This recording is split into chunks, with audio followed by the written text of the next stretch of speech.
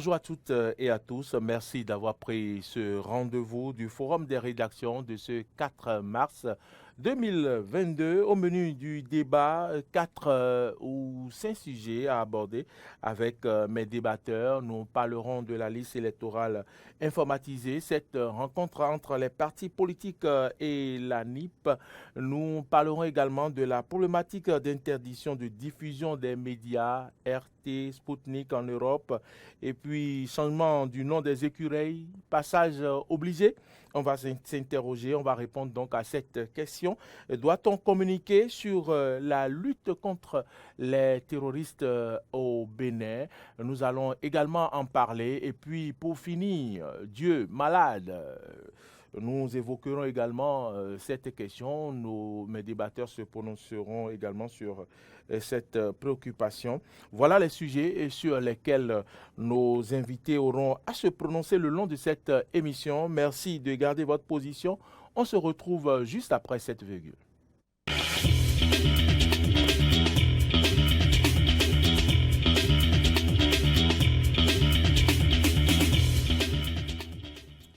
Dans ce studio, à ma gauche, Laurent Roland-Tonin-Kess, bonjour. Maurice Agoua, bonjour à ceux qui nous suivent. Vous êtes journaliste, analyste politique. Merci d'avoir répondu présent à notre invitation. Merci. À ma droite, Marc Goudianou, bonjour. Bonjour Maurice, bonjour à tous les téléspectateurs d'Eden TV et Diaspora FM. Journaliste, directeur de publication Info Zénith, merci d'avoir accepté notre invitation. Le plaisir est toujours partagé. Liste électorale informatisée, l'EI, rencontre entre les partis politiques et la NIP. Nous allons suivre l'impression de 2 députés à l'issue de cette rencontre et nous revenons pour le débat. Il est très bien que la classe politique puisse être informée de la marche de cette institution, des procédures qu'elle est en train de mettre en place. Ça participe de la transparence et c'est tant mieux. La preuve est que, ce qu'ils sont en train de faire, ils l'ont dit, les partis politiques ont partagé leurs préoccupations et j'ai la ferme conviction que le mandataire de la NIP va en tenir compte. Là où nous rentrerons de plein pied dans le processus, c'est quand la liste électorale provisoire va sortir.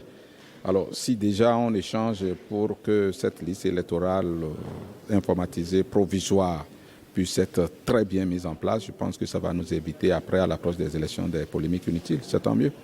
Ils font leur travail, mais maintenant, à partir donc de la liste provisoire qu'ils vont nous projeter, là, les partis politiques vont entrer en selle. Et ça devient un outil électoral. Parce qu'après une liste, c'est quoi? C'est la liste de ceux qui sont en âge de voter et qui sont en capacité de voter. Pour pouvoir le faire, il faut appréhender tous les Béninois et qui ont l'âge de voter le jour du scrutin. Après ça, il ne faut pas mettre les morts. Ceux qui sont condamnés pour des choses qui n'ont plus le droit d'être électeurs, il faut les extirper. Donc, je nous propose, nous tous, de ne pas avoir la culture de la polémique par rapport à tout ce qui est déjà devenu ordinaire et banal dans d'autres pays. Il est vrai que c'est stratégique, il est vrai que c'est sensible, mais dans tout pays, un fichier des personnes physiques, ça ne peut être mis en place que par l'administration. Et l'administration, c'est sous l'autorité du président de la République.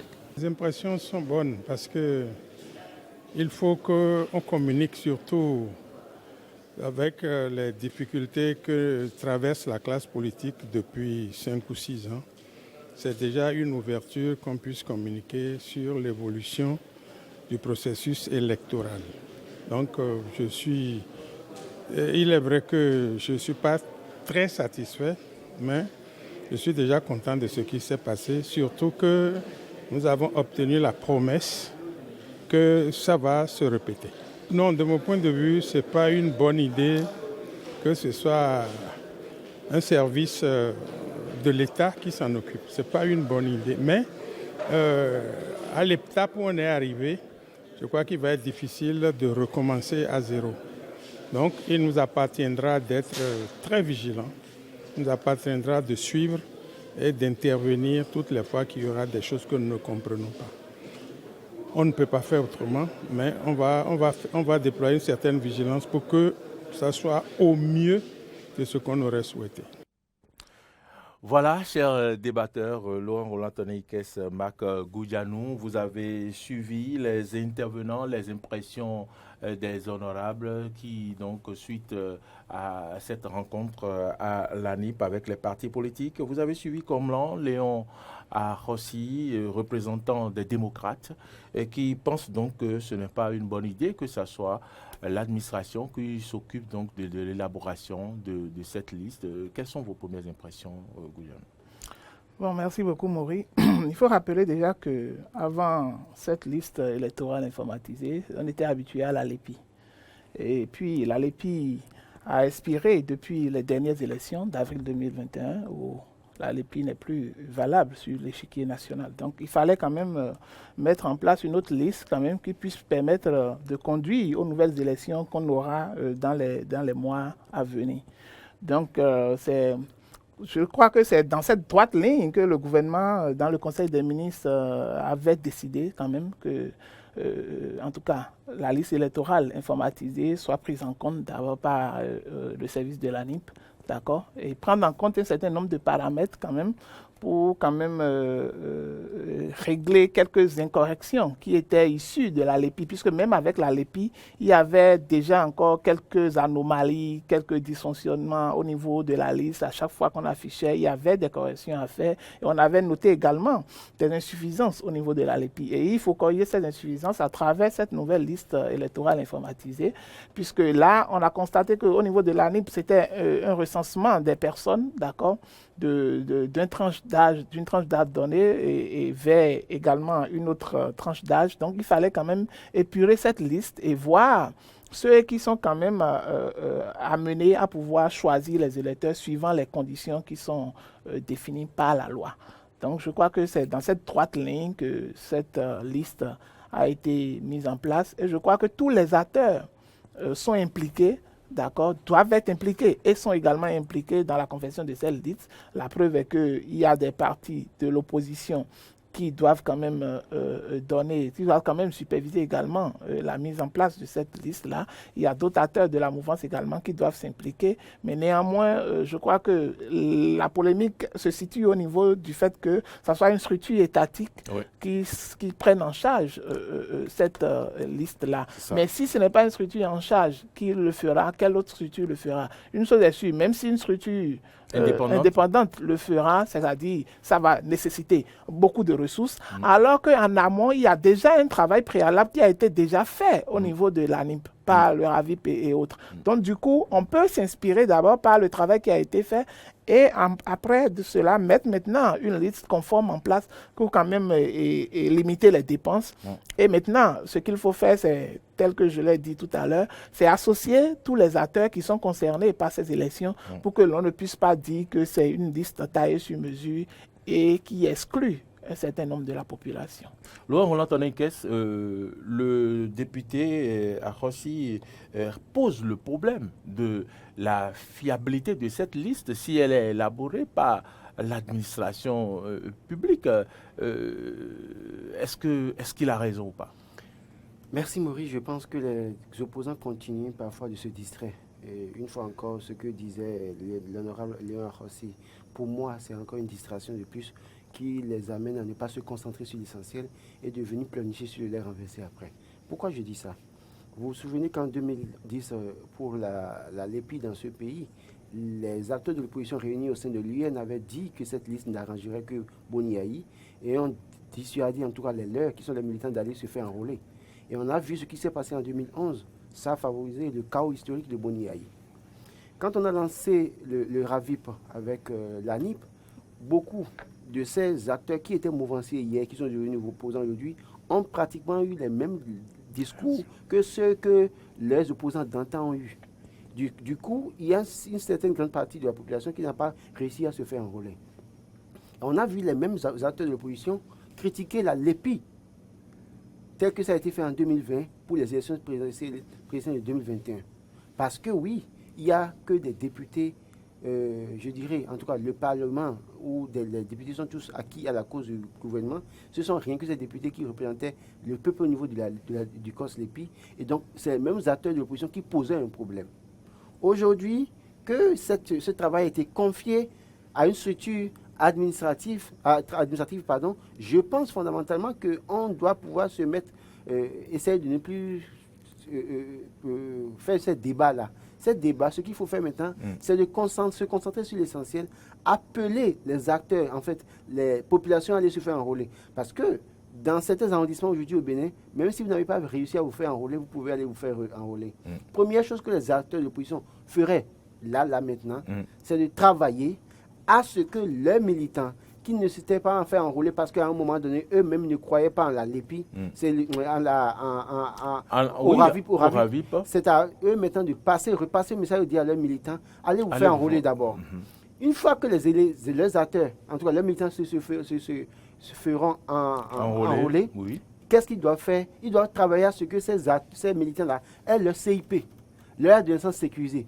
Ce qui garantit qu'ils ont réellement fait l'enrôlement, qu'ils ont leur nom dans la base de données. Et donc, si demain, il en arrivait que certains de ces militants n'arrivent pas à trouver leur nom dans la liste électorale, ils peuvent faire des réclamations parce qu'ils auraient des éléments probants pour prouver qu'ils sont bel et bien dans la base de données. Et ça va empêcher un certain nombre de choses. Donc, je crois que le débat qui se fait pour dire on confie la liste à une structure administrative, d'accord. Mais qu'est-ce que vous faites en amont pour bloquer la voie à toute éventualité de fraude? Le débat aujourd'hui, c'est de ça qu'il est question. Je crois que les acteurs de l'opposition doivent commencer par se concentrer sur l'essentiel. On a dit, moi j'ai fait le RAVIP, j'ai mon adolescence sécurisée, j'ai ma carte, mon CIP. Si demain je ne vois pas mon nom sur la liste électorale, je suis en droit d'interpeller la structure qui organise, qui doit faire la liste pour dire, mais si je ne trouve pas mon nom sur la liste, mais sur quelle base alors vous m'avez établi les pièces? Donc le plus important maintenant, c'est d'amener leurs militants à aller se faire enrôler d'abord. Quand ils vont réussir à se faire enrôler. Et non la polémique autour de qui doit s'occuper de la liste. Parce que réglementairement, tous ceux qui se sont fait enrôler par la NIP, je crois qu'on doit pouvoir voir leur nom sur la liste électorale. Si quelqu'un s'est fait enrôler à son CIP, à son adresse sécurisée, et ne voit pas son nom, et là on peut poser des problèmes. Je crois qu'il faut faire confiance aux acteurs, aux Béninois qui servent dans nos structures à un moment donné. Le terrain politique, je sais que sur le terrain politique, ils sont habitués à se faire des petits coups, des coups bas, des jeux de triche. Mais quand même, faites au moins confiance à un moment donné à certains cas de notre pays. Ce que l'ANIP fait aujourd'hui, au-delà des imperfections de l'ANIP, il y a un travail colossal qui est fait. Donc faisons confiance à ces gens-là d'abord. Attends de voir, quand on aura des éléments, on pourra revenir là-dessus. Voulez-vous dire que les démocrates n'ont pas alors de crainte à se faire? Normalement, ils n'ont pas de crainte à se faire. Parce que pour une fois, la structure qui vous enrôle, c'est cette structure qui vous donne la pièce, l'adolescence sécurisée, qui vous donne le CIP, le certificat d'identification personnelle. Donc, du coup, quand vous vous faites enrôler, d'office, vous avez ça. Par contre, pour la LEPI, ce n'était pas ça. C'est quand il y a élection, quand on va vous sortir les cartes pour les distribuer. Mais ici, vous avez un élément témoin de preuve que vous pouvez brandir en son temps pour dire, mais si vous ne mettez pas mon nom sur la liste électorale, alors sur quelle base vous m'aviez fait alors le CIP? Sur quelle base vous m'aviez fait alors l'adolescence sécurisée? Et c'est là, s'il y a peut-être que s'il y a des magouilles en bas, c'est là qu'on pourra mettre à nu les stratégies de l'autre camp, si éventuellement il y avait des magouilles. Marc Goudianou, comment appréciez-vous cette démarche de l'ANIP d'associer les partis politiques à s'informer sur l'étape où ils en sont? Je crois que dans toute cette procédure, la meilleure démarche a été adoptée par l'ANIP, celle de communiquer. C'est la communication qui fait défaut et qui amène peut-être à des incompréhensions à plusieurs niveaux. Mais l'ANIP a déjà commencé par communiquer, d'accord, avec tous les acteurs qui sont impliqués dans le processus. C'est déjà un bon début. La seconde chose que l'ANIP s'apprête à faire, bien que je ne sois pas de l'ANIP et que je ne justifie pas les agissements de l'ANIP, c'est qu'il y aura une campagne, d'accord, où les populations pourront apporter les compléments d'information qu'il y a. Et en même temps, il y aura encore une autre période d'enrôlement, de nouveau enrôlement, d'accord. Et tout ça, ça concourt à corriger un certain nombre d'insuffisance au niveau de la liste et à coordonner. En tant qu'acteur politique, qu'est-ce qu'il devait faire? C'est accompagner l'ANIP et également aller sensibiliser les leurs pour qu'ils puissent quand même, dès que les nouvelles opérations ou bien dès que la nouvelle campagne sera lancée, inviter les leurs à y aller. Si vous avez des anomalies, des irrégularités, il y a des équipes dans les arrondissements pour enrôler les gens. Voilà, dès que vous avez des anomalies, puisque au moins, la campagne, ça va durer au moins 2 mois, 60 jours. Donc du coup, ils auront assez de temps quand même pour inviter quand même les leurs. Déjà, commencer par les sensibiliser pour dire qu'à un moment donné, si vous avez constaté des irrégularités au niveau de votre enrôlement ou des choses, il faut que vous commencez par les noter et au moment opportun, dès que ce serait lancé, vous allez pouvoir le faire. Et même déjà maintenant, ils ont la possibilité de pouvoir le faire puisque la NIP elle est ouverte tous les jours ouvrables. Donc, ils pourront déjà commencer par régler un certain nombre de problèmes. Pour le moment, on n'a aucune preuve qu'il y a quand même des manigances ou des choses qui sont en train d'être préparées, on n'a aucune preuve. Donc pour le moment, ils ne peuvent pas donner des affirmations gratuites pour inquiéter quand même les citoyens ou bien peut-être leur base politique. Pour le moment, ils n'ont qu'à accompagner le mouvement et sensibiliser les leurs. Et au moment donné, on va voir qui dit la vérité ou bien qui est de bonne foi quant à la réalisation de la loi. Est-ce que le problème que pose l'honorable Ahossi n'est pas fondé? Bon, est-ce que son problème n'est pas fondé puisqu'ils sont déjà associés en tant qu'acteurs politiques. S'ils sont déjà associés, ce serait à eux alors d'apporter les insuffisances qu'ils auront remarquées pour que l'autre puisse s'en servir pour pouvoir corriger. Mais vous n'allez pas rester là, vous n'apportez aucune contradiction, aucune preuve d'insuffisance. Ce n'est pas l'administration de faire la liste. Non, ça c'est une affirmation gratuite. Je pense qu'aujourd'hui, si l'honorable Léon Ahossi, s'il remet en cause le fait qu'on confie le travail à une structure administrative, alors veut-il qu'on retourne alors voir les députés de l'Assemblée nationale qu'ils ont tout le temps décriés comme étant des soutiens de Patrice Talon? Est-ce que c'est ce qu'ils veulent? Je pense qu'aujourd'hui, le plus important, c'est pour eux, c'est de vérifier leurs militants qui peut-être ne se sont pas fait enrôler, ou bien qui se sont fait enrôler, mais qui n'ont pas encore eu le CIP ou le adolescence sécurisée, c'est d'aller vérifier ces trucs-là. Et c'est sur ces choses-là qu'ils peuvent faire le reproche et ça pourrait être fondé. Autrement, on ne peut pas se lever pour dire, vous avez décrié le COS-LEPI. On confie ça à une structure administrative. Vous décriez. Finalement, que veulent-ils? Alors qu'à un moment donné, il y a beaucoup de travail qui a été déjà fait par la NIP. Et que lorsqu'on va vouloir confier à une structure autonome, on ne va pas encore revenir à zéro et reprendre encore tout. Ce serait une perte de temps et perte de ressources financières. Donc je crois que l'idéal a été ce qui est fait et il faut quand même qu'ils accompagnent l'initiative et peut-être proposer des solutions dès qu'ils vont constater des anomalies à chaque niveau. Le COS-LEPI, c'est beaucoup de milliards achetés avec chaque élection. La NIP a déjà les moyens pour faire le travail. J'en venais aujourd'hui, si nous faisons le point du COS-LEPI jusqu'à pas la NIP, jusqu'au LEI, est-ce que nous avons géré les choses de façon efficiente au Bénin? Bon, de toutes les façons, vous savez, c'est tout un processus, d'accord, qui a été mis en place pour mettre à disposition. On a dépensé trop de milliards dans ces affaires. Oui, on a dépensé trop de milliards. L'EPI, exactement. De ci et ça. Exactement. C'est pourquoi on ne veut pas toujours continuer. On n'a pas eu les résultats. C'est pourquoi on ne veut pas toujours continuer dans la même donne. Aujourd'hui, maintenant, la NIP est en train de corriger beaucoup de choses qui n'ont pas été prises en compte par la LEPI et beaucoup d'erreurs qui ont été enregistrées lors de la réalisation de la LEPI. Aujourd'hui, par exemple, vous avez vu tout le processus qui suit en cours. Même pour avoir ces actes-là en ligne aujourd'hui, il y a beaucoup d'avancées. Donc aujourd'hui, nous remarquons que même si de l'argent a été mis dans le processus d'accord de matérialisation de la NIP, il faut remarquer que c'était bon pour les citoyens, c'était indispensable, on en avait besoin. Et ça serait utilisable à long terme. Et à chaque fois, on aura maintenant une base de données vraiment fiable. Vous pensez par exemple, lorsqu'on parle des décès par exemple, lorsque vous perdez quelqu'un, vous avez la possibilité d'aller déjà faire la déclaration et déjà la NIP prend ça en compte pour déjà estimer cette personne d'abord de la liste, d'accord, des personnes vivantes, des personnes physiques vivantes, d'accord.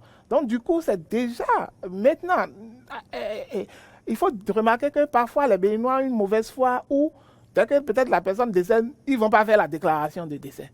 D'accord. Dans ce cas, par exemple, la NIP ne saura pas qu'il y a eu telle personne qui est déjà décédée et qu'il faut estimer peut-être son nom des votants, par exemple. Oui. Alors, dans ce cas-là, il y aura une sensibilisation au niveau de la population d'avoir une bonne foi, de le faire également. Parce que lorsqu'on va constater cette irrégularité, puisque la loi punit cela, ils seront sanctionnés. Et ils seront face à la justice. Non, mais il faut même préciser que... On a eu 3-4 d'électeurs, l'EPI.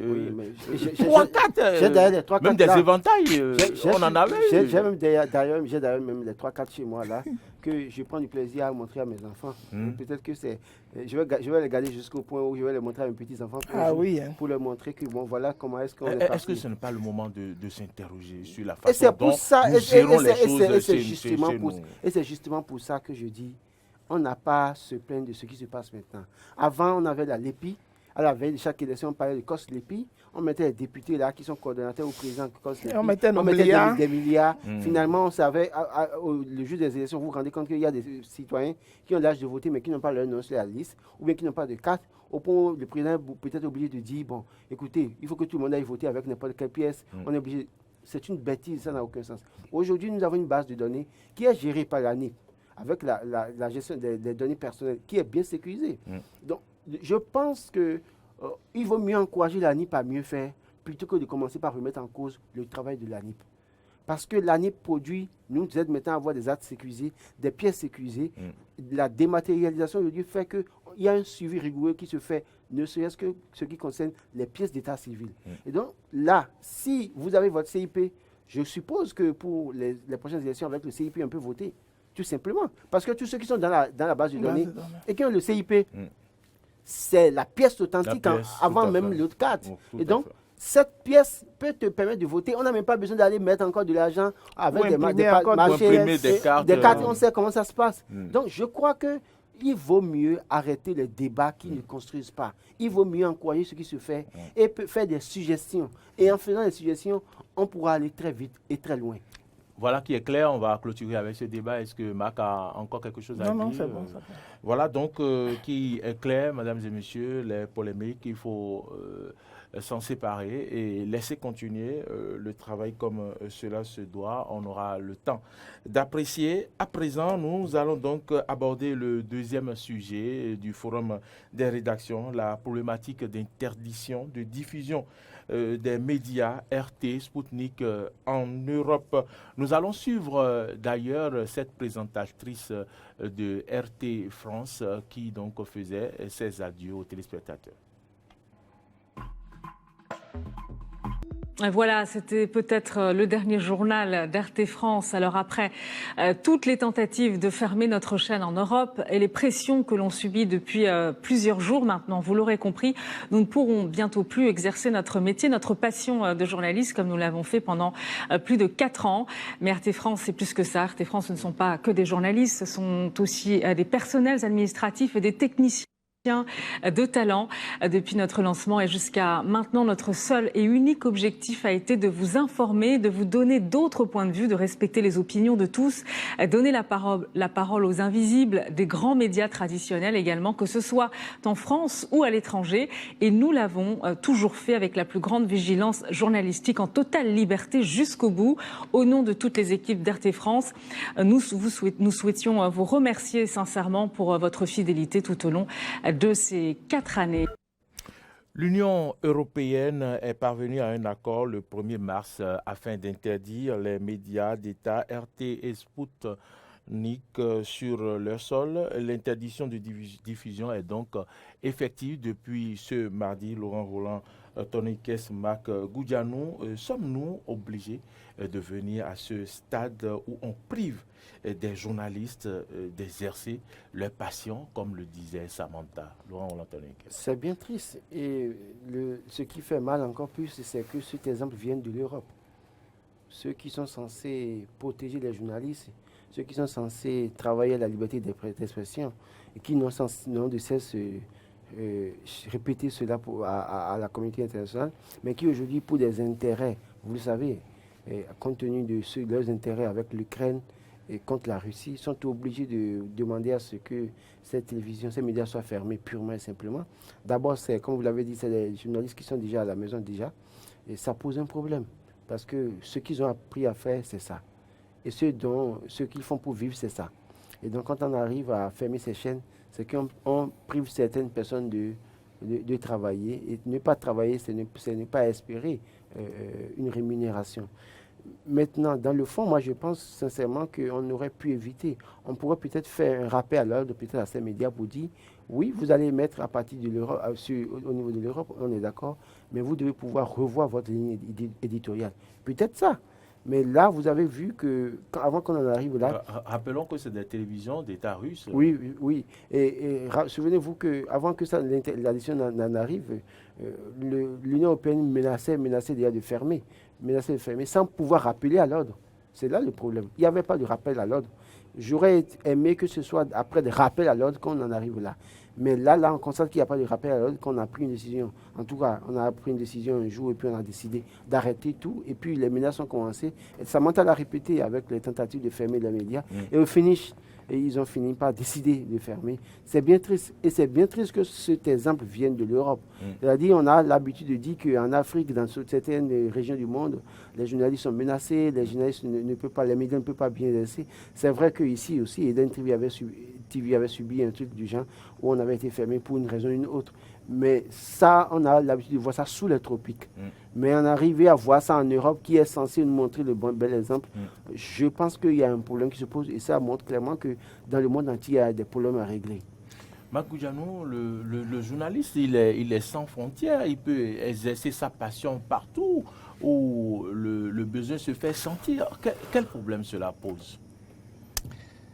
Il faut dire que la politique, elle nuit à tout le monde. Parce que vous avez ici aujourd'hui ces chaînes de télévision qui sont des chaînes de télévision russes, sont suspendues. Il faut remarquer déjà que c'est une décision politique. D'accord? C'est une décision politique. On peut, d'accord, vous prenez les chaînes qui sont nationales, par exemple. J'en viens à un exemple très simple. On vient au Bénin. On prend l'OITB, qui est une chaîne nationale. La majorité des diffusions de l'OITB, selon sa ligne éditoriale, c'est de promouvoir ou de faire la communication des actions du gouvernement. En grande partie, c'est ce qu'ils font. C'est comme ça dans n'importe quel pays. Exactement. Le Sénégal, vous suivez la chaîne. Exactement. Donc aujourd'hui, on ne peut pas en vouloir, par exemple, aux chaînes russes de faire de la propagande, d'accord, de Vladimir Poutine ou du gouvernement Poutine. Alors que les médias français aussi font la propagande. Parce que, exactement. Donc, lorsque l'on ramène cela, on constate qu'en réalité, que c'était cette guerre politique, d'accord, qui a amené alors les Européens à vouloir suspendre cette chaîne-là, ces chaînes, en ne tenant pas compte du pluralisme qu'il doit avoir dans les médias, en ne tenant pas compte de la liberté dont bénéficie chaque journaliste pris individuellement et pris collectivement. Donc du coup, aujourd'hui, nous avons des reporters qui sont en Ukraine, d'accord, qui sont même des journalistes français, d'accord, mais qui ne sont pas interdits, puisqu'il faut remarquer que la Russie a pris déjà une grande partie, d'accord, de l'Ukraine. Mais néanmoins, ces soldats russes côtoient parfois peut-être... Il faut préciser qu'à ce niveau, ces journalistes sont sous menace. Oui, côtoient des journalistes français, d'accord, et autres, et européens. Mais en décidant de fermer ces chaînes, c'est mettre déjà en danger la vie de ces autres journalistes qui sont sur le terrain pour, dans la jouissance de leur métier, donner la libre information, donner l'information réelle. Aujourd'hui, dès que vous laissez la chaîne russe, par exemple, vous prenez ces autres chaînes françaises, qu'est-ce qu'ils font? Ils font la même chose qu'ils sont en train de reprocher aux chaînes russes. C'est les mêmes choses qu'ils sont en train de faire. En fait, le contraire. En fait, ils font la propagande du camp ukrainien. Voilà, exactement, du camp ukrainien. Donc aujourd'hui, il faut que l'on arrive à se démarquer, que les politiciens arrivent à démarquer cette liberté des journalistes, à donner l'information où qu'elle soit. Aujourd'hui, par exemple, en fermant ces chaînes-là, c'est mettre au chômage technique plusieurs journalistes. C'est vrai que dans les clauses, ils sont en train de dire que cela n'empêche pas les journalistes de ces chaînes d'aller faire des reportages ou d'aller faire des productions pour pouvoir envoyer à leur chaîne mère. D'accord? Donc, ce qui les empêche beaucoup plus, c'est la diffusion qu'ils font au niveau de l'Europe qui peut-être les gêne. D'accord? Ils sont même allés déjà à vouloir même suspendre au niveau de Facebook, au niveau de TikTok, au niveau de YouTube, ces chaînes-là, d'accord, pour les empêcher déjà de donner l'information qu'il faut. Alors que, donc, remarquons que cela est très préjudiciable au métier de journaliste. Parce que, tel que je l'ai dit aujourd'hui, en faisant ça, ils mettent en danger la vie de tous les journalistes, de tous ces journalistes européens, par exemple, qui sont sur le terrain aujourd'hui en Ukraine et qui sont en train de faire le reportage et d'envoyer à France 24, par exemple. Ces journalistes sont mis en danger. Parce que je suppose un instant qu'en faisant le reportage, ils croisent un soldat russe qui sait déjà qu'on a suspendu ses chaînes au niveau de l'Europe et qui est un maniaque. Il peut tirer sur ceux qui sont en train de faire le reportage, juste par orgueil.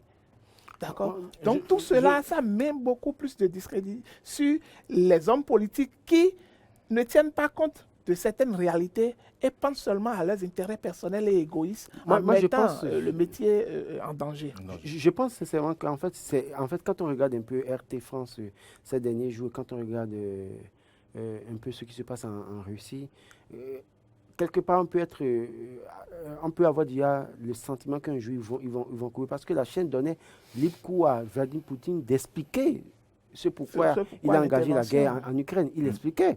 Donc, quand vous avez, encore que Poutine, c'est quelqu'un, quand vous le suivez, vous avez du plaisir à le suivre sans vous ennuyer. Et donc, il explique, avec argument, puis il expliquait. Et donc, RT France était l'une des chaînes qui permettait à ce que Poutine puisse s'exprimer librement. Et en parenthèse, aujourd'hui, par exemple, on a pris le procureur général de la CPI en direct sur France 24, d'accord, pour pouvoir expliquer et détailler. Ailleurs, est-ce qu'on aurait demandé, est-ce que le procureur général de la CPI aurait même accepté faire ce qu'il est en train de faire ce direct? Non. Donc, pour dire qu'aujourd'hui, quand on regarde un peu, en fait, en interdisant ces chaînes d'émettre en Europe, c'est empêcher que Poutine s'exprime librement au niveau de l'espace francophone, et empêcher Poutine de s'expliquer et de donner les arguments qui sous-tendent son action en Ukraine. Et d'avoir seulement un son de cloche, c'est-à-dire le son de cloche des Européens qui pensent que Poutine aujourd'hui est le plus mauvais sur Terre, qu'il est méchant, en tout cas, il est comme Hitler, tous les qualificatifs qu'on lui attribue aujourd'hui. Alors qu'en réalité, c'est dans la pluralité, comme l'a dit Marc, qu'on pourra voir la vraie information. Parce qu'au même moment que les Français, les médias européens donnent les informations et tout le temps traitent Poutine de tous les noms, il faut que Poutine aussi s'exprime pour dire, voilà. Poutine a expliqué son action en Ukraine, a expliqué pourquoi, si en fait ils sont contre les actions de Poutine en Ukraine, que sont-ils allés chercher en Libye en tuant Kadhafi? Que sont-ils allés chercher dans d'autres pays du monde, en Afghanistan? Que sont-ils chercher en Syrie contre Bachar el-Assad? Donc, je pense. Il faut rappeler que pendant toutes ces guerres qu'ils ont lancées contre ces pays-là, africains et autres, ils ne font pas, les chaînes françaises, par exemple, et européennes, ne font pas le vrai reportage de tout ce qui se passe réellement dans ces pays lors de ces conflits. Oui. Ils font un cadrage qui les arrange et qu'ils diffusent à l'opinion en faisant croire quelque chose qui n'existe même pas ou qui ne cadre pas avec la réalité sur le terrain là-bas. Et c'est ce qu'ils craignent. Au fait, quand vous êtes habitué à utiliser un système, d'accord, contre les autres, et que vous voyez qu'en face, le système contre vous. Vous trouvez que là, c'est grave, c'est dangereux, parce que là, il est en train d'exploiter la même chose que j'ai pris tout le temps à exploiter. Je pense que c'est assez triste. Il va falloir souhaiter que les choses reviennent à la normale pour que les chaînes qui ont été suspendues puissent reprendre le travail, afin que ces journalistes puissent exercer ce qu'ils ont appris à faire. Cela m'amène à poser une question sur notre métier. Est-ce que ces genres de situations ne révèle-t-elle pas la précarité par excellence de notre métier? Est-ce que c'est notre métier? Est-ce que c'est une précarité? Non, c'est les limites. Ce sont les limites En fait, partout, il faut comprendre simplement que partout, vous allez pouvoir exercer votre métier en tant que journaliste. N'oubliez pas qu'il y a un politique quelque part qui peut un jour... Est-ce que dans ces conditions, le journaliste est libre? Oui, mais justement... Quel que soit là où il se trouve sur la planète. La liberté du journaliste partout au monde dépend du bon vouloir des politiques à un moment donné. Vous avez beau crier que vous êtes libre, vous avez beau crier que vous êtes journaliste compétent, mais le jour où le politique décide de mettre fin à votre carrière, il le fera. Parce qu'en réalité, au-delà de tout, les mêmes qui crient liberté de presse, c'est les mêmes qui ne sont pas d'accord que le journaliste dise la vérité. Et le même journaliste qui dit la vérité contre leur adversaire politique, je ne sais quoi, ils sont prêts à applaudir. Mais le jour, le même journaliste doit pouvoir dire la vérité sur eux. Ils ne sont pas d'accord. Donc, ils sont prêts à vous... ils sont prêts même à utiliser les vôtres pour pouvoir vous nuire. Donc, les journalistes qui sont comme vous, à les utiliser contre vous. Je crois qu'aujourd'hui, de plus en plus, le journalisme, le métier de journaliste, il va falloir peut-être avoir plus d'audace, plus de conviction pour exercer. Autrement, c'est qu'il vaut mieux c'est que vous êtes au gré du bon vouloir des hommes politiques. C'est ce que je voulais dire. Du bon vouloir des hommes politiques, parce que partout au monde, on a les preuves, hein, on a des exemples un peu partout dans le monde. Ça veut dire que vous avez vu celui qui avait été tué en Turquie, Jamel. Je crois qu'il y a beaucoup de situations qui font qu'aujourd'hui, les journalistes sont-ils vraiment protégés? Je ne pense pas pour autant. Si les mêmes Européens... Sont-ils libres? Vous ne pensez pas également pour autant? Je ne pense pas, parce que les mêmes Européens qui critiquent les menaces qui sont faites aux journalistes un peu partout dans le monde, s'ils en arrivent à suspendre deux médias sur leur territoire, je pense que si en temps ils avaient la possibilité d'empêcher même des journalistes de ces médias-là de travailler, ils l'auraient fait. J'ai parlé de précarité, je voudrais insister là-dessus. C'est un métier où, à tout moment, vous pouvez vous retrouver, par exemple, en prison. C'est un métier où, à tout moment, vous pouvez perdre votre job si on ferme votre média. Qu'est-ce que vais-je citer encore comme exemple? Quand vous dites qu'on peut faire, même vous pouvez perdre votre job quand on ferme votre média, ça c'est encore aller très loin. Vous pouvez perdre votre job quand le politique va décider de dire à votre employeur, ce journaliste, je ne le veux plus sur votre média. Vous voulez combien? Et vous voulez, là, puisque ça participe à notre contrat politique ou à notre deal politique. Si vous continuez à maintenir ce journaliste, par exemple, moi, je ne vous donne peut-être plus de contrat. Ah oui.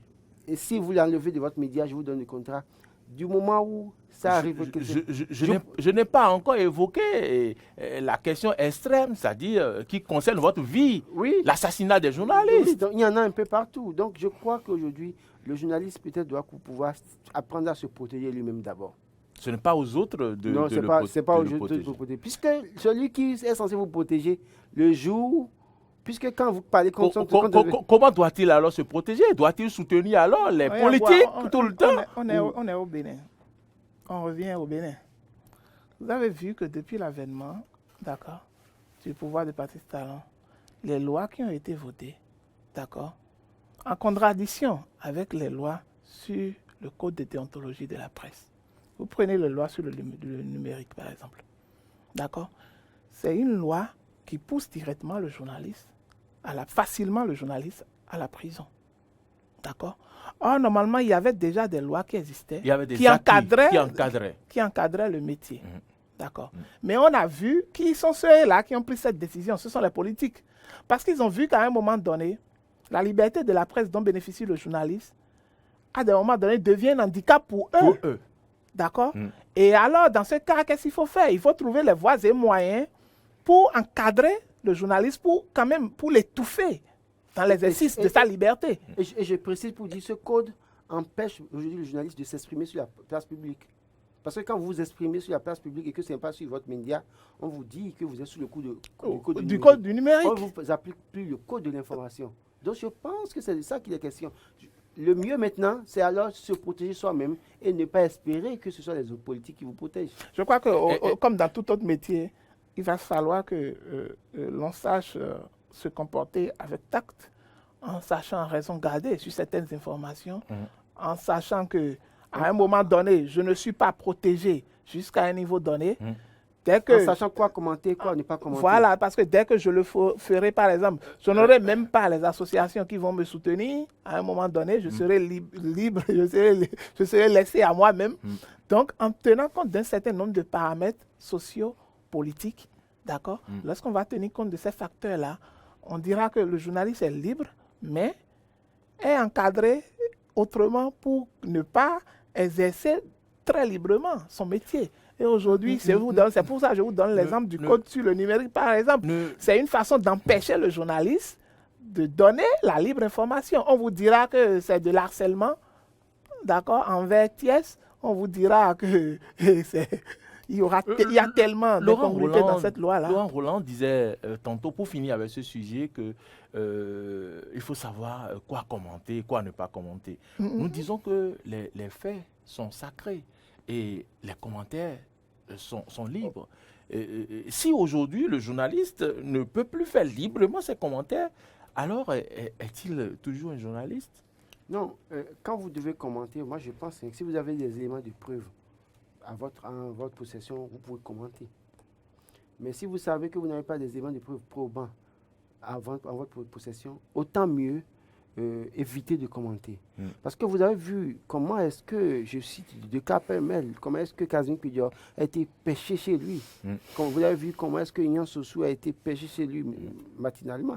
Donc quand on regarde ces exemples simplement, et qu'on vous dit que peut-être qu'il y a une situation où on se prononce sur un sujet d'actualité, et que vous allez faire un commentaire, et que sur la base de ce commentaire, on vous dit que vous avez créé peut-être une détresse émotionnelle, ou bien que vous avez repris les propos d'un politique sur les réseaux sociaux et qu'on vous dise que vous avez créé une détresse émotionnelle à ce personnage politique, je pense sincèrement qu'il va falloir faire très attention.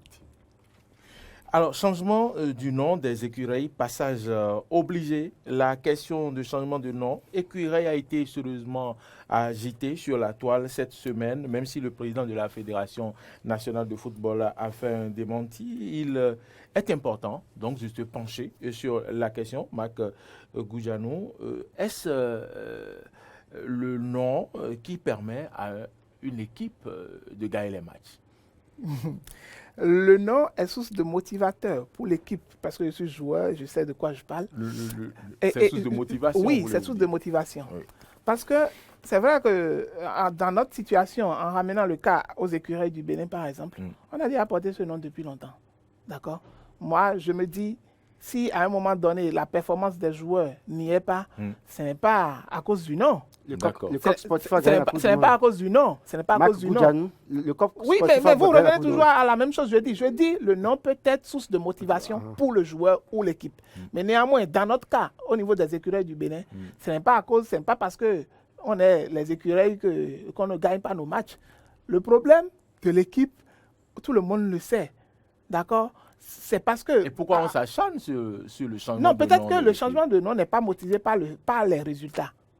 Peut-être que ce n'est pas motivé par les résultats. Mais peut-être c'est motivé par le fait qu'il faut peut-être changer, donner un nom plus évocateur. On ne cherche pas les bien, moi, j'aurais même préféré que ce soit un nom peut-être qui ait rapport avec l'histoire du Bénin, du Dahomey, par exemple. Là, j'aurais compris peut-être le bien fondé du changement de nom. Mais si le changement de nom doit intervenir et serait lié à la performance des joueurs, alors nous l'aurons largement. Parce que prendre le nom de l'équipe, ça ne va influencer en rien la performance des joueurs. La performance des joueurs, c'est compte tenu de leur formation, de leur parcours, de tout ce qui suit dans l'encadrement. Donc, changement de nom, ça ne va pas résoudre le problème au niveau de l'équipe nationale chez nous. Contre le changement de nom? Je suis contre le changement de nom. Il faut qu'on se dise la vérité. Si ce n'est qu'avec l'image du football béninois qu'on a là, qu'il faut changer de nom, ça n'a aucun sens. On parle de Ratel, je ne sais quoi. D'abord, c'est des rumeurs. Oui, mais déjà... Il n'y a jamais de fumée sans feu. Vous savez, jusqu'à ce que des jeunes qui soutiennent le gouvernement, qui défendent le gouvernement, que ce soit eux qui amplifient le débat, moi, je ne pense pas que ce soit une rumeur. C'est quand ils ont eu l'information quelque part. Ils ont voulu jeter pour voir l'impression. Si les jeunes qui les soutiennent avaient déjà donné leur OK, je parie que ça, on allait nous dire que le nom est validé. Bref, pour vous dire quoi, le problème aujourd'hui, ce n'est pas non. Le nom, ça vient. Puisque parlons du problème. Le problème aujourd'hui, je dis à Marc, le coq sportif a gagné la Coupe du Monde. D'accord? Donc, ce n'est pas le problème. Le problème, c'est de réorganiser le football béninois. Il y a une équipe qui s'appelle Foumi, non? C'est Rwanda ou... Oui, je crois. Oui. Il faut qu'on arrête... Mafoumi, quoi, je ne sais pas. Il faut qu'on arrête de penser que c'est le nom, que c'est écureuil. Non. Parce que le football aujourd'hui, comment est-ce que c'est géré? Quand on a compétition, depuis que les gars ont fini de jouer, là, ils ont perdu pour les éliminatoires, là, ils sont où? Chacun retourne dans son club. Oui, mais finalement, des gens qui peut-être... D'abord, quand on a une compétition, on va chercher des gens pour dire qu'ils sont binationaux. Là, sa maman est du Bénin, ou bien son papa est du Bénin. On va le chercher, il est peut-être en 4e, 5e division. On ne le connaît même pas. C'est vous qui l'avez amené ici, qui lui donnez même un nom. Ils sont plein dans l'équipe nationale. Ah oui? Qui n'ont pas de nom. Quand vous allez en Europe, vous allez les chercher dans les bases de données, vous n'en avez pas. C'est quand ils sont en équipe nationale, au sein des écureuils, qu'on sait qu'on a tel joueur, ils jouent dans tel club, et puis on essaie de leur donner un peu de la valeur. Je pense qu'il faut mettre de l'argent dans le football béninois. Il faut réorganiser notre... Je ne vous crois pas. Oui, il faut réorganiser. Il faut réorganiser notre football. Lors de l'avant-dernière Coupe d'Afrique des Nations, celui qui a marqué le but au Bénin pour nous éliminer au quart de finale, c'est un joueur qui a été formé par un Béninois, l'académie d'un Béninois au Sénégal. Le jeune a été formé au Sénégal. L'équipe qui a gagné la CAN cette année, ils sont qui? C'est Gana Gueye qui nous a mis le but ou pas? Oui, c'était Gana Gueye, oui, pour éliminer le Bénin en quart de finale. Mais l'équipe qui a gagné la CAN cette année, le Sénégal, mais ils sont tous des jeunes formés au Sénégal. Allez voir l'histoire de Sadio Mané. Sadio Mané on n'est pas allé le chercher un jour. Encore que l'académie qui forme aujourd'hui les Sénégalais au Sénégal devrait venir ici au Bénin. Voilà, donc pour vous dire quoi, les jeunes que vous avez au Sénégal maintenant qui jouent, Sadio Mané n'a pas été repêché dans un club de 4e division en France. Non, il est parti du Sénégal. Il a été formé au Sénégal. Ils sont tous formés au Sénégal. Ils ont le sens de la patrie, le patriotisme dans leurs veines. Ils ont envie de faire. Mais quand des gens ne connaissent même pas les noms des quartiers de Cotonou et que du jour au lendemain, vous allez les chercher pour dire venez jouer, alors qu'ils sont même binationaux. Et que le problème peut-être que là-bas, ils sont gagnés, même s'ils sont en 5e division, ils sont payés en euros et que vous devez leur donner des CFA. Puisqu'ils ont peut-être un nom. Ils vont venir. Qu'est-ce que vous attendez d'eux? D'ailleurs, même des gens qui sont déjà même fatigués dans les jambes. Ils vont produire quoi? Je pense qu'il vaut mieux revoir le football béninois. Repartir à la base. On a aujourd'hui Adjoui Boko au Bénin. On a des gens, des talents au Bénin. Il faut commencer par associer ceux-là. D'abord, ils sont associés, d'accord, mais il faut qu'ils produisent, déposent pour nous un bon plan pour le football béninois. Merci beaucoup. On va finir rapidement parce que les deux questions qui restent, ce n'est pas de grands sujets. Faut-il communiquer sur la lutte contre le terrorisme au Bénin, Marc Goudianou? Il faut le faire. C'est important de communiquer. Il faut le faire absolument pour permettre à la population d'avoir l'information. Il faut le faire. Pour savoir quelles décisions prendre. Parce qu'au-delà de tout, on a comme l'impression que les gens pensent que c'est seulement au nord des pays que se passe le terrorisme. Non. Allez au Burkina Faso, ils vont vous dire. Les terroristes ont même fait des casses au niveau de la capitale, Ouagadougou. Oui. Donc aujourd'hui, il faut informer les populations pour dire voilà où nous en sommes. Pas pour parler des stratégies, mais donner l'information. Aujourd'hui, nous avons pu repousser tel nombre de terroristes. Voilà, ils sont repliés vers tel pays. Voilà comment ils font, voilà le mode opératoire, voilà. Donner des informations qui puissent aider la population à être plus vigilante et à être informée de tout ce qui se fait. Et à signaler tout mouvement suspect. Voilà. Et donc, c'est comme ça, il faut donc communiquer, donner des informations, permettre aux populations ça ne sert à rien de faire trop économie. D'en fournir. Parce que si les populations ont l'information, savent où se trouvent les terroristes, elles aussi peuvent aider à donner des informations. On va finir. Laurent Roland-Tonniquès, Dieu est malade. Oui, comme j'ai eu la chance de le dire cette semaine, ce n'est pas Dieu qui est malade, c'est notre petite soeur qui est malade, qu'il faut aller secourir. Votre? Notre petite soeur, Vicentia. J'avoue qu'il est malade, il faut aller la secourir. Je pense que moi, mon Dieu n'est pas malade. En fait, quand Dieu n'est pas malade, Dieu ne peut pas Dieu n'a jamais été malade. Si Dieu est malade, c'est que nous sommes déjà morts. Si Dieu est malade, c'est que les créatures de Dieu sont déjà toutes mortes. Maintenant, c'est pourquoi il dit, notre petite soeur Vicentia Tchanvoukini est malade. Allons à son chevet. Elle a demandé qu'on cotise 2000. Ça n'a pas marché. Maintenant, ils ont dit de ramener ça à 1200 pour demander la messe. Et acheter un foulard à 1200. S'il faut aller acheter un foulard pour lui permettre d'avoir les sous, il faut faire. Parce que parfois, on met des messages sur les réseaux sociaux pour demander à ce qu'on utilise l'argent pour des gens qui n'ont pas les moyens. Peut-être que notre petite soeur n'a pas les moyens. On a tout le temps pensé que, bon, elle s'est enrichie sur le dos de ses fidèles. Mais là, on a la preuve peut-être qu'elle n'a pas les moyens. Hein. Donc, il faut arrêter. Attendez, laissez-moi finir. Laurent, arrêtez. On dit que Dieu est omnipotent, Dieu est tout, mais ce Dieu-là... Maurice, dites à Laurent de me laisser parler. Maurice, rectifiez. Laurent, on va écouter Marc avant de clôturer. Dieu n'est pas malade, c'est notre petite sœur Vicentia qui est malade. Évitez ça. C'est un sacrilège que de dire que Dieu est malade. Non, mais la personne dit qu'elle est Dieu. Bon, revenons-en, c'est parce qu'on est au Bénin. Et une certaine Vicentia s'est proclamée Dieu. Et a une congrégation, a des fidèles. Elle a un pape, même a une sœur, a des sœurs, a même Jésus, a tout ce qu'elle veut. D'accord. Elle estime qu'elle est malade. D'accord. Elle estime qu'elle est malade. Elle a le petit frère de Jésus. Il y a Fofo Jésus est là-bas. Ok, peu importe. Donc, elle estime qu'elle est malade. D'accord. Et qu'il faut qu'on cotise pour elle, pour qu'elle aille se soigner. Mais il y a déjà un problème qui se pose. Lequel? Le problème qui se pose, c'est que vous, qui êtes quand même normalement garante, d'accord, de la vie, de la sécurité, de vos fidèles et de tout le reste, vous êtes malade. Alors, qui va alors s'occuper des fidèles? Si vous êtes malade, ça veut dire que c'est déjà très grave. Ça veut dire que vous ne pouvez pas assumer vos responsabilités en tant que premier dirigeant de votre congrégation. Vous êtes inutile. Si ce sont les fidèles qui vont encore cotiser pour vous, que vous ayez, vous soyez, c'est inutile. En fait, puisque en réalité, on a compris que c'est un système de farce. Parce qu'il faut remarquer qu'à un moment donné, avec les audios qui sont passés, on a constaté qu'elle a toujours mis un système en place pour libérer des cotisations à chaque fois, inventer des trucs à chaque fois pour pouvoir collecter à ceux dessous, pour constituer sa vie, son empire avec son pape. Puisqu'à un moment donné, on a même vu des vidéos où elle allait faire son pacha à Dubaï, elle faisait des fêtes et autres. Mais néanmoins, avec les mêmes sous des fidèles. Et ces fidèles... Qui vous dit que c'est le sous des fidèles? Non, parce qu'à un moment donné... Elle est le dieu de l'argent de Banamé. Oui, parce qu'à un moment donné, les fidèles cotisaient à chaque fois. On organisait. On a eu des audios où les gens ont dit comment ça se faisait. Mais en dehors de ça, vous vous dites que vous êtes malade et que ce sont vos fidèles qui vont cotiser pour que vous allez vous soigner. Vous, en tant que Dieu, normalement, vous êtes omnipotent, omniscient. C'est vous qui avez la probabilité de pouvoir vous soigner et de soigner également les autres. Et donc, Marc, vous ne voulez pas qu'on cotise non-assistance à personne en danger, non-assistance à Dieu en danger? Dieu, entre griffes, n'a qu'à dire honnêtement qu'elle manque de sous. Et à défaut d'aller vendre les maisons qu'elle a déjà acquises, elle n'a qu'à alors demander à ses fidèles de lui donner un peu de sous clairement. Laurent, pour finir, 30 secondes. Je ne serai pas cité parmi ceux-là qui n'ont pas assisté personne en danger.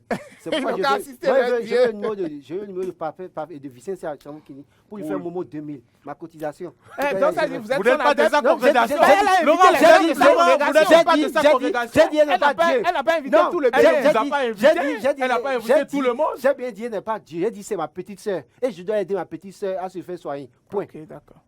Voilà, madame, messieurs, nous sommes venus au terme de cette émission, Forum des rédactions, que nous avons eu du plaisir à vous vous animer. J'avais à ma gauche Laurent Roland Tonneikes, journaliste politique, analyste politique.